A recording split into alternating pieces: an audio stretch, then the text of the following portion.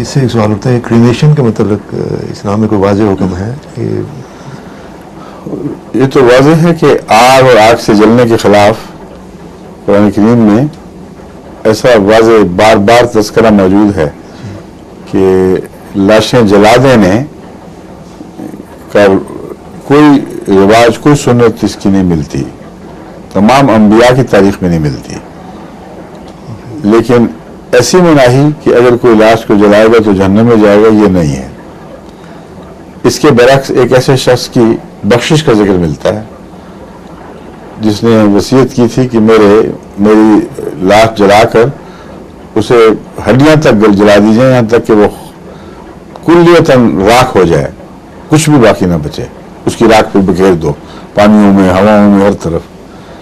اس کا ذکر ملتا ہے کہ پھر اللہ تعالیٰ نے اسے معاف فرما دیا. کیوں؟ اس لیے کہ وہ ڈرتا تھا خدا کی پکڑ سے.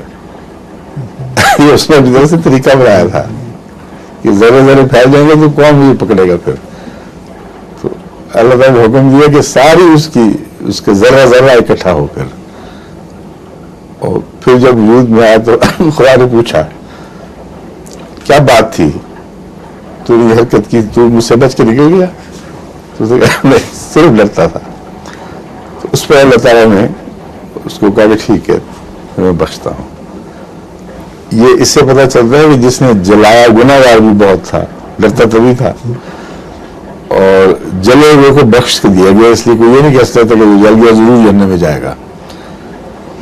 یہاں کی اس کی لاش کی جلن اس کو اس دنیا کی جلن سے بچا تو گئی نا بہرحال.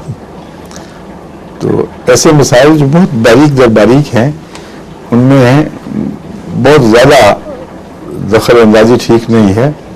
یعنی ان معنوں میں کہ غیر قوموں کو ہم کہیں تم نہ جلاؤ ضرور، بالکل ناجائز ہے، یہ نہیں کہنا چاہیے. مگر سنت جو ہے ایسی سنت جس پہ صدیوں سے بلا استثناء عمل ہوا ہے، اور وہ سنت جو پہلے انبیاء کی بھی تھی، وہ تدفین کی ہے. ٹھیک ہے.